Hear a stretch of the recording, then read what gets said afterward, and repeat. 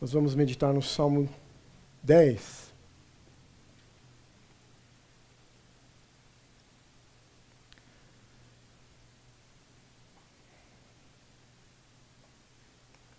Senhor, por que estás tão longe? Por que te escondes em tempos de angústia? Em sua arrogância, o ímpio persegue o pobre, que é apanhado em suas tramas. Ele se gaba de sua própria cobiça. Em sua ganância, amaldiçoa e insulta o Senhor. Em sua presunção, o ímpio não o busca. Não há lugar para Deus em nenhum dos seus planos. Os seus caminhos prosperam sempre. Tão acima da sua compreensão estão as tuas leis, que ele faz pouco caso de todos os seus adversários, pensando consigo mesmo: nada me abalará, desgraça alguma me atingirá, nem a mim, nem aos meus descendentes. Sua boca está cheia de maldições, mentiras e ameaças. Violência e maldade estão em sua língua. Fica espreita perto dos povoados e em emboscadas mata os inocentes, procurando as escondidas as suas vítimas. Fica espreita como um leão escondido. Fica espreita para apanhar o necessitado. Apanha o necessitado e o arrasta à sua rede. Agachado fica de tocaia. As suas vítimas caem em seu poder. Pensa consigo mesmo: Deus se esqueceu. Escondeu o seu rosto e nunca verá isso. Levanta-te, Senhor. Ergue a tua mão, ó Deus. Não te esqueça dos necessitados. Porque o ímpio insulta a Deus, dizendo no seu íntimo: de nada me pedirás contas. Mas tu enxugas o sofrimento e a dor.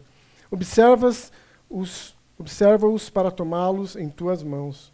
A vítima deles entrega-se a ti. Tu és o protetor do órfão. Quebra o braço do ímpio e do perverso. Pede contas de sua impiedade, até que dela nada mais se ache. O Senhor é rei para todos sempre. Da sua terra desapareceram os outros povos. Tu, Senhor, ouve as súplicas dos necessitados. Tu reanimas e atendes ao seu clamor. Defendes o órfão e o oprimido, a fim de que o homem, que é pó, já não cause terror. Vamos orar novamente?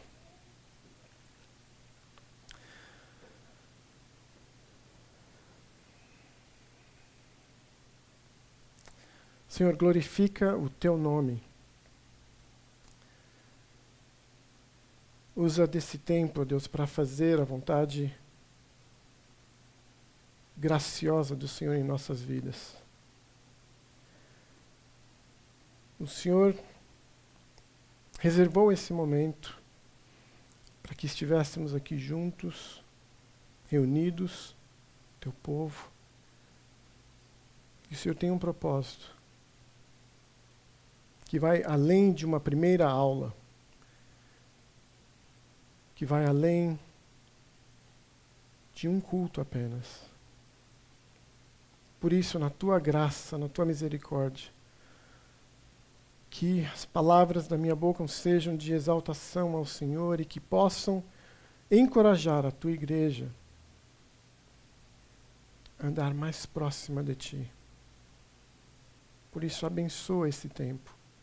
É o que nós pedimos, agradecidos, em nome de Jesus. Amém. Já se passaram mais de 130 anos desde que o famoso filósofo alemão Nietzsche decretou a morte de Deus.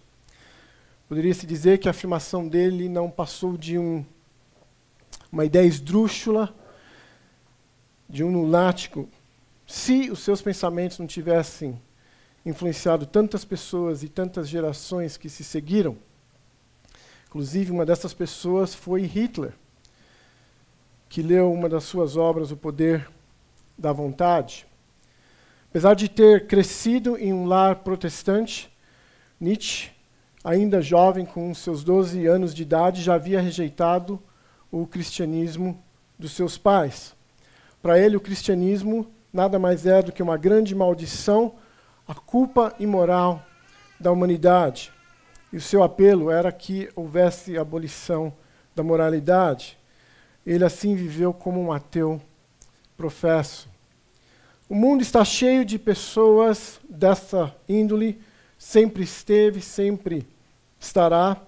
Nem o próprio rei Davi, como nós acabamos de ler aqui nesse salmo, pôde escapar desse tipo de pessoa incrédula ao seu redor. Nós, com certeza, vamos nos deparar com pessoas assim nos nossos ministérios, com pessoas assim nos nossos arredores. E Davi, nesse salmo aqui, apresenta a sua experiência, e eu sei que é uma experiência pessoal, de uma certa forma, mas que tem muita coisa instrutiva para que nós todos possamos aprender a lidar com esse tipo de pessoa. A estrutura do salmo é relativamente simples. No versículo 1, Davi levanta uma pergunta, e nos versículos de 17 e 18, ele vai oferecer a solução para o seu dilema. Se você olhar do versículos 2 até o versículo 11, ele nos apresenta assim o que eu chamo de o estilo de vida do incrédulo. E aí no versículo 15 ele vai dar o contraponto, ou seja, o reinado de Deus neste mundo. E aí, como um todo, ele ensina que a nossa reação, a nossa forma de agir quando confrontado com pessoas dessa índole, mortas espiritualmente, é a oração, é o nosso clamor a Deus, que é a nossa principal arma espiritual. Então, em primeiro lugar, Davi nos apresenta detalhes de como essas pessoas reagem ao não reconhecer Deus, a sua existência, a sua presença nesse mundo, a sua soberania. Versículos de 2 a 4, ele diz que em sua arrogância o ímpio persegue o aflito, que é apanhado em suas tramas. Ele se gaba da sua própria cobiça, em sua ganância amaldiçoa e insulta o Senhor. Em sua presunção, o ímpio não busca Deus. Não há lugar para Deus em nenhum de seus planos. Então, essas pessoas que são contrárias a Deus, elas vivem sem sequer considerar qualquer coisa a respeito de Deus. São pessoas ímpias descritas aqui, cheias de si mesmas. São pessoas que são arrogantes, orgulhosas, perseguidoras ferozes dos que estão aflitos. Elas são difamadoras, injuriadoras de toda e qualquer consideração à realidade de Deus em sua vida. E não é surpreender que o orgulho, a presunção, a arrogância aqui, sejam as características predominantes de pessoas ímpias, pessoas sem Deus. A gente vê na Bíblia que o orgulho é um dos pecados talvez mais comentados, que é a idolatria do nosso eu. Por exemplo, quando nós lemos lá em Ezequiel, é interessante uma passagem lá que o Senhor dá para Ezequiel falar ao seu povo. Diz o seguinte, Ezequiel 28, no orgulho do seu coração você diz, eu sou um Deus. Sento-me no trono de um Deus no coração dos mares. Mas você é um homem e não um Deus, embora se considere tão sábio quanto Deus. É impressionante que o orgulho é tão predominante nesse mundo e que ninguém precisa ir para uma escola para aprender a ser orgulhoso. E é uma doença que afeta não somente as pessoas do mundo, ela contamina também as pessoas da igreja. E eu queria dizer que seria tão bom que não contaminasse seminaristas, pessoas que estão se preparando para igrejas no futuro, ministérios no futuro. Eu lembro de alguns amigos seminaristas ou de professores que falaram dos seus alunos de primeiro ano, e eu tive o privilégio de aconselhar alguns seminaristas num seminário bem pequeno lá em Santo Amaro. E é interessante que, depois de ler o primeiro livro deles sobre a história da igreja, ou sobre a igreja, eles chegaram a uma conclusão bem direta. Tem um problema na minha igreja. Eu só preciso agora me livrar do meu pastor.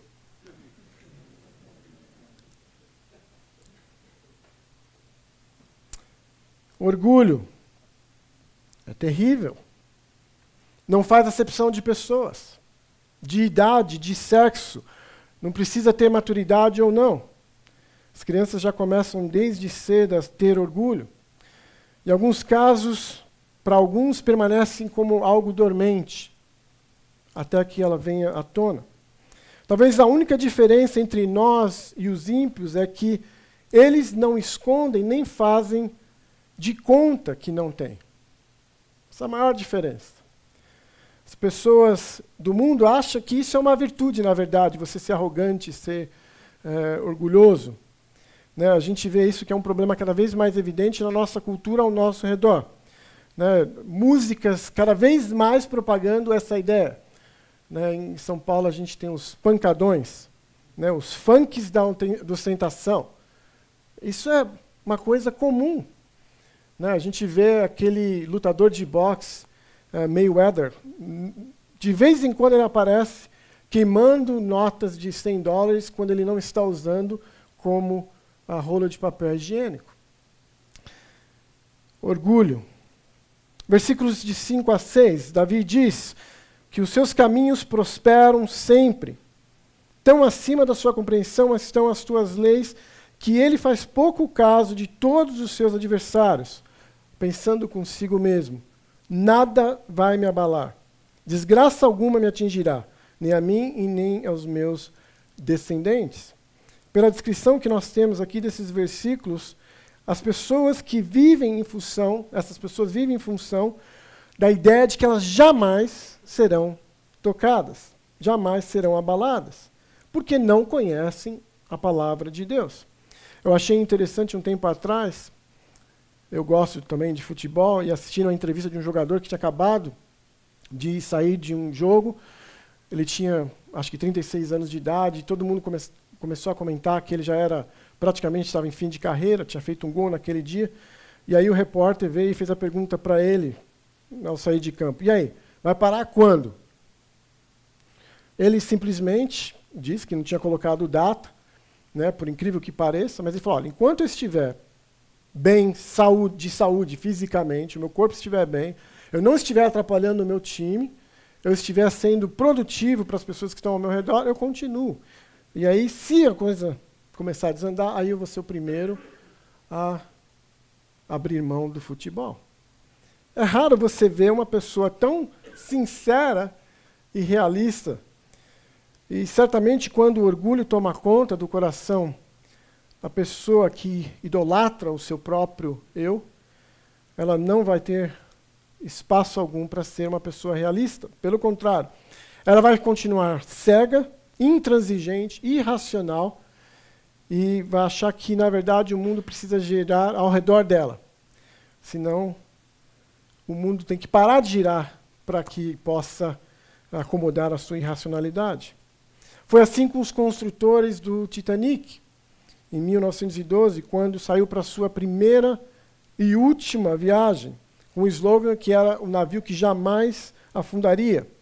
Só que não sobreviveu nem para contar história da segunda viagem. Foi assim com o rei Nabucodonosor da Babilônia, a mesma coisa. Não quis reconhecer nem prestar honra a Deus. E aí teve que viver como um animal em completa insanidade por achar que ele era completamente intocável e pensar que jamais alguma coisa iria atingi-lo. E vai continuar sendo assim, vez após vez, com todas aquelas pessoas que se acham acima de tudo, que se acham acima de todos, por terem talvez uma mente brilhante, talvez terem um pouco mais de recurso, ou talvez por ter poder nas suas mãos. A verdade é que não passa de apenas uma ilusão. Uma mera ilusão que prosperidade material, intelectual, ou mesmo religiosa ou espiritual, nos fazem, neste mundo, pessoas que são intocáveis. Pessoas podem até prosperar, mas elas não podem pensar ou achar que isso é sinal de que elas jamais serão atingidas. Orgulho, falsa segurança. Versículos de 7 a 10. Sua boca está cheia de maldições, mentiras e ameaças. Violência e maldade estão em sua língua. Fica à espreita perto dos povoados, em emboscadas, mata os inocentes, procurando as escondidas as suas vítimas. Fica à espreita como leão escondido, fica à espreita para apanhar o necessitado. apanha o necessitado e o arrasta para a sua rede. Agachado, fica de tocaia. As suas vítimas caem em seu poder. Em resumo, o que Davi está descrevendo aqui é que essas pessoas sem Deus, elas são sem qualquer tipo de escrúpulo. Os fins justificam os meios para elas, por isso fizeram, fazem e farão de tudo para alcançar os seus objetivos, que são perversos, usando de todo tipo de violência possível, tanto física como verbal, com palavras de destruição. Elas são como aquelas pessoas que disparam a falar como um avalanche, sem se importando o que vai acontecer com as pessoas que estão em frente delas. Ou como o vulcão que está prestes a entrar em erupção.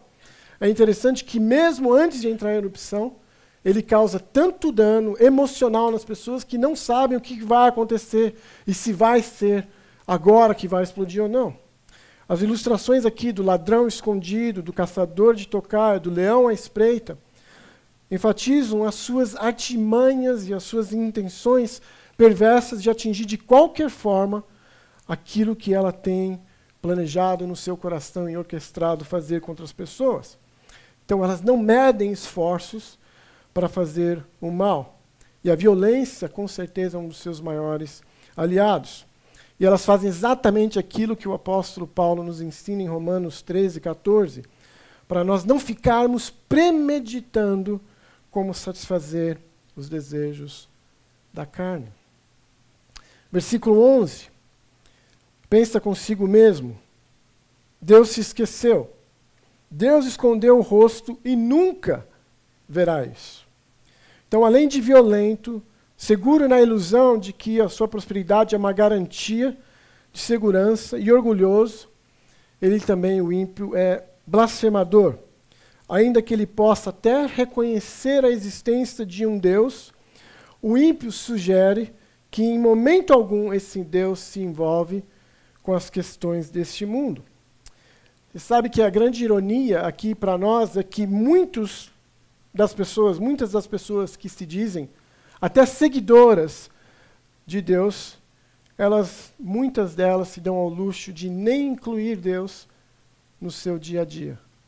Fazem tudo e depois pedem para que Deus possa, então, abençoar. Planeja, planeja, planeja, e quem sabe Deus vai colocar a mão dele sobre tudo isso aqui. Mas não é assim com aqueles que servem o Senhor. Olha o que o Salmo 139 diz para nós. Senhor, tu me sondas e me conheces, sabes quando me sento e quando me levanto. De longe percebe os meus pensamentos. Sabe muito bem quando trabalho e quando descanso. Todos os meus caminhos são bem conhecidos por ti. Antes mesmo que a palavra me chegue à língua, tu já a conheces inteiramente, Senhor. Tu me cercas por trás e pela frente e pões a tua mão sobre mim. Para onde poderia eu escapar do teu espírito? Para onde poderia fugir da tua presença? Se eu subir aos céus, lá estás. Se eu fizer a minha cama na sepultura, também lá estás. Que contraste, né, meus amados? Uma pessoa sem Deus não reconhece que Deus vive, nem próximo. Em contrapartida, aqui não é assim. Aqueles que conhecem o Senhor reconhecem que até o ar que respira é presente, dádiva de nosso Deus. E elas sabem que nem os seus pensamentos, que são mais secretos, são tão secretos assim diante do Senhor, que conhece tudo. É como disse Jesus, Deus não só está atento, mas Ele está também preocupado e intervém nas coisas mais básicas do nosso dia a dia. Ele disse, portanto, eu lhes digo, não se preocupem com a sua própria vida, quanto ao que comer ou beber, nem com o seu próprio corpo, quanto ao que vestir. Não é a vida mais importante que a comida? E o corpo mais importante que a roupa? Observem as aves do céu. Não semeiam, nem colhem, nem armazenam em celeiros. Por quê? Porque o Pai Celestial as alimenta. Ou seja, Deus está envolvido com a sua natureza, com a sua criação. Não tem vocês muito mais valor do que eles? Do que elas? Quem de vocês, por mais que se preocupe, pode acrescentar uma hora que seja à sua vida. Por quê? Porque Deus está sempre envolvido conosco. Blasfêmia, violência, segurança falsa, orgulho são marcas de pessoas ímpias, daqueles que rejeitam a Deus. Então essas são as má notícias aqui deste salmo. Agora, qual deve ser a resposta do servo do Senhor, daquele que confia em Deus, quando é confrontado ou afligido por pessoas dessa índole? Nós devemos imitar essas pessoas. Devemos agir como elas. Nós devemos pensar como elas, que Deus não vê absolutamente nada. Ou nós devemos ser violentos, pagar o mal com o próprio mal. Eu lembro de um pastor amigo, contando a história de uma das igrejas que ele tinha participado, pastoreado por algum tempo, que em um dado culto, um bêbado entrou no culto, e aí começou a fazer uma bagunça, e eles tinham um diácono 4x4, um homem bem grande, e ele gentilmente começou a escoltar esse bêbado para fora da igreja. Só que chegou na porta da igreja, o homem decidiu que ele não iria sair mais. E aí começou a gritar e começou a fazer um maior escândalo, e esse diácono pedindo, por favor, pare, você está fazendo um barulho muito grande, está acabando com a nossa paz aqui, por favor, não. E ele não parou.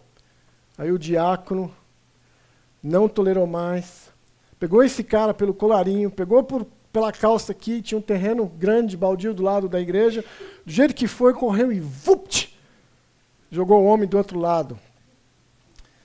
Pela misericórdia de Deus, aquele homem que ficou do lado ali do muro, não conseguiu se levantar, mas ele ouviu o culto inteirinho. E acredite se quiser, no dia seguinte, voltou lá para procurar o pastor, porque ele estava desesperado querendo encontrar paz em Cristo Jesus. Eu sei que, por mais tentador que seja fazer algo desse tipo, eu tenho certeza que não é essa a resposta que nós temos no Salmo aqui. Ou nós devemos também ter orgulho, ser orgulhosos. Já ouvi muitas pessoas se orgulhando como o povo escolhido de Deus, que nós temos esse privilégio tremendo, olhar para pessoas que são do mundo, para os ímpios, e dizerem, tudo bem, estão prosperando agora, mas deixa, porque vão pagar no inferno por toda a eternidade. Crente falando isso. Ou será que nós devemos buscar nas riquezas? Aí fazer como muitas pessoas no mundo fazem, né, para provar que crente pode todas as coisas e pode inclusive ganhar muito dinheiro. Depois lê lá o capítulo sobre o dinheiro no livro do John Piper, Em Busca de Deus. Ele tem uma boa resposta para isso. O que Davi nos ensina nesse salmo? Qual é a resposta? Versículo 12, ele diz, levanta-te, Senhor, ergue a tua mão, ó Deus, não te esqueça dos necessitados. Versículo 14, segunda parte, ele diz, tu és o protetor do órfão. No versículo 16, ele diz, o Senhor é rei para todos sempre. No versículo 17, tu, Senhor, ouves a súplica dos necessitados. Tu os reanimas e atendes ao seu clamor. Então, queridos, a resposta apropriada, segundo aqui nós vemos aqui no Salmo, apresentada por ele, é de completa confiança em Deus. Porque o Senhor protege o desamparado. Porque Deus é o Rei que governa eternamente. Porque o Senhor ouve, o Senhor atende às nossas súplicas. Porque o Senhor renova, inclusive, o nosso ânimo. Então, por isso, a resposta apropriada do servo do Senhor aqui é de se engajar em oração de clamor e confiança, única e exclusivamente no Senhor. Não é na luta e no debate contra as pessoas, mas em dobrar o joelho na certeza e convicção de que Ele, o Senhor, nos protege, Ele, o Senhor, nos guarda, E Ele renova as nossas forças para que nós possamos ficar de pé, independente do ataque. Então é clamar ao Senhor para que Ele tome nas suas mãos as pessoas que se voltam contra Ele. Lembra disso. Eu sei que você vai entrar em algumas igrejas e vai achar que está todo mundo contra você. Se você está fazendo a coisa que é do Senhor, está lutando a outra pessoa contra o Senhor. Como ele diz no versículo 14. Então é pedir para que Ele interrompa o poder do mal. Como disse Davi aqui no versículo 15. Ao pedir para que Ele quebre o braço. Ou seja, a ideia aqui é de destituir essa pessoa do seu poder, da sua força, para que ele pare de impor a sua opressão sobre os aflitos. É o Senhor. E o Senhor somente. Honestamente, eu não creio que muitas vezes nós acreditamos naquilo que nós mesmos professamos às vezes. Porque se nós acreditássemos mesmo, será que nós não poderíamos ver muito mais, mas muito mais do poder de Deus atuando ao nosso redor? E eu não estou pensando aqui em algo sobrenatural, mas algo que fosse tão natural, vindo de Deus, que aconteceria muito mais. Não sei, talvez o problema não é nem que nós não acreditamos, mas que talvez nós acreditamos da forma que é completamente errada. Como vemos por tantos púlpitos, tantas igrejas pregando bênção disso, bênção daquilo, pede isso, pede aquilo que você vai receber aqui e ali. Como se Deus fosse um Papai Noel. E por isso talvez acabamos experimentando aquilo que Tiago diz na sua epístola. Ele diz: de onde vêm as guerras e contendas que há entre vocês? Não vem das paixões que guerreiam dentro de vocês? Vocês cobiçam coisas e não as têm. Matam e invejam, mas não conseguem obter o que desejam. Vocês vivem a lutar e a fazer guerras. Não têm porque não pedem. Quando pedem, não recebem, pois pedem por motivos errados. Quais os motivos errados? Para gastar em seus próprios prazeres. Tiago 4, de 1 a 3. Então, o nosso dilema não é que nós não temos para quem pedir, ou para quem clamar, porque nós temos, e Deus ouve as nossas orações. O problema é que nós não sabemos pedir porque as nossas motivações, elas são muito mesquinhas, elas são muito limitadas ao nosso aqui e agora. Não foi o próprio Senhor Jesus que nos incentivou a pedir? Peçam e lhes será dado, busquem e encontrarão, batam e a porta será aberta, pois todo o que pede recebe, o que busca encontra. E aquele que bate, a porta será aberta. Se vocês, apesar de serem maus, sabem dar boas coisas aos seus filhos, quanto mais o Pai de vocês, que está nos céus, dará coisas boas aos que lhe pedirem. Será que não é por conta da nossa própria ambição, descrença, cegueira, de tentar fazer as coisas com as nossas próprias mãos, que nós não temos visto mais do Senhor agindo ao nosso redor? Olha a situação que está o nosso país. Ou alguém aqui acredita que impedimento de presidente, que reforma política ou reforma econômica, intervenção militar, nova eleição vai mudar alguma coisa? Ou pior ainda, talvez alguns de nós acreditem que a resposta, a solução para a nossa igreja sejamos nós. Estamos ambicionando ver mais vidas sendo transformadas do orgulho para a humildade, da violência para a mansidão. É esse o desejo do meu coração, que pessoas saiam da incredulidade para a fé verdadeira, da falsa segurança que este mundo oferece para ter a segurança em Cristo Jesus. Eu, você, nós não podemos fazer absolutamente nada para convencer uma pessoa da existência de Deus, da sua graça, do seu poder, do seu cuidado. Quem convence as pessoas da justiça, do juízo e do pecado é o próprio Deus, como a palavra de Deus nos ensina, o Espírito Santo. Como afirmou Michael Green em seu livro O Espírito Santo, a pregação é algo muito humilhante, dá a sensação de sermos tolos. O pregador está envolvido em um confronto titânico, o qual ele é um minúsculo liliputiano, que é uma referência àquele cidadão de Lilliput da obra de ficção de Jonathan Swift, As Viagens de Gulliver. O pregador está ciente de que o diabo cegou as mentes dos descrentes, para que a luz do evangelho da glória de Cristo não brilhe neles. Todo pregador eficaz sabe que esta proclamação envolve não mera comunicação, mas confrontação. Pois a nossa luta não é contra pessoas, mas contra poderes, autoridade, contra os dominadores deste mundo de trevas. E aí ele conclui: truques não ajudam. É o Espírito Santo que nos convence de que o único caminho para se ter paz nesse mundo é ter paz com Deus. É Ele também que nos convence que sem Jesus não há esperança alguma para o nosso perdão, para o nosso pecado de orgulho, arrogância e idolatria. Porque nós vamos estar condenados a padecer eternamente se não recebemos esse perdão, essa graça maravilhosa do nosso Deus.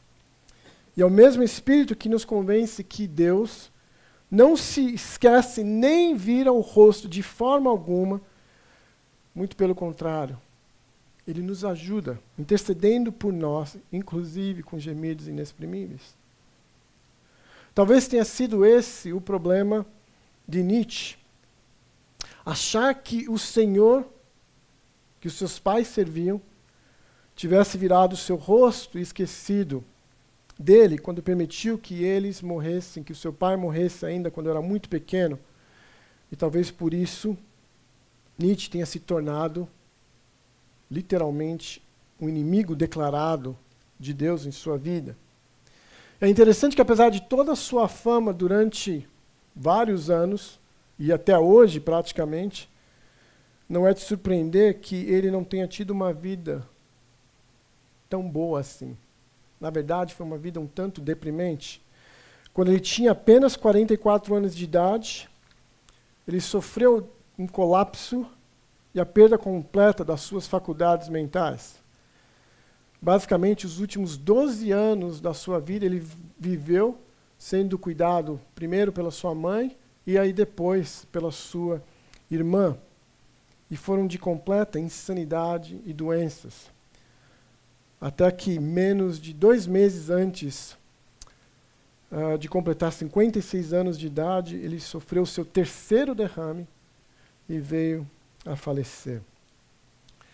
Certamente uma vida e um final triste e miserável, mas em contrapartida, deixa eu ler as últimas palavras do primeiro presidente de Princeton, em 1768, daquele que é considerado o maior pensador já nascido nos Estados Unidos, Jonathan Edwards, um servo humilde, muito usado por Deus no grande avivamento. Quando a varíola era parte comum daquela época, ele também foi acometido pela doença. E aí, pouco antes da sua morte, ele escreve para uma das suas filhas mais jovens, dizendo o seguinte: querida Lucy, parece-me ser a vontade de Deus que eu tenha que deixar você em breve. Sabia que ia morrer. Transmita o seu amor à minha amada esposa e diga a ela que a união em comum que há tanto tempo existiu entre nós foi de tal natureza que acredito ser espiritual. Espero que ela seja sustentada sob tão grande provação e que ela se submeterá alegremente à vontade de Deus. E quanto aos meus filhos, vocês ficarão sem pai agora. Algo que espero que seja um estímulo para todos vocês buscarem o Pai Celestial que jamais os abandonará. Nietzsche foi categórico ao decretar: Deus está morto, Deus está morto. Mas como foi bem observado por alguém, pessoa anônima, ao se expressar numa pichação em um muro na Europa, Deus está morto, assinado Nietzsche. Nietzsche está morto, assinado Deus. Ao nosso redor, queridos, nós temos visto ultimamente muita destruição. Guerras, mortes, incredulidade, arrogância, inclusive perseguição. Para Nietzsche e para o mundo, com certeza, continua a verdade. Para eles, Deus está morto. Para Edwards, até na sua morte, Deus está mais do que vivo. Ele está presente. Ele jamais vai nos abandonar. E para nós? O Deus que nós servimos está vivo? Ou a impressão que se tem para aqueles que olham de longe para a sua vida é como se ele estivesse completamente morto? Espero que não seja morto. Espero que o nosso maior desejo, ou como Edwards disse, o nosso maior estímulo ao ver aquilo que está acontecendo ao nosso redor, ou mesmo ser afligido por tudo aquilo que está ao nosso redor, seja buscar, depender, confiar, clamar somente a Deus e entregar nas mãos dele. Porque essa é a nossa maior arma, ou melhor, a nossa única arma contra o mundo incrédulo. Senhor, nós agradecemos pela Tua palavra. Agradecemos porque o Senhor é um Deus presente. Certamente temos experimentado, ó Deus, de momentos muito difíceis ao nosso redor. Vemos a igreja sob ataque. Que a nossa arma não é humana, não é a nossa capacitação, mas é o Senhor agindo neste mundo. Que nós possamos, ó Pai, dobrar os nossos joelhos, clamar a Ti, para podermos ver mais de Ti neste mundo. Essas trevas que têm coberto este país. Tem misericórdia de nós. Nós pedimos assim em nome de Jesus. Amém.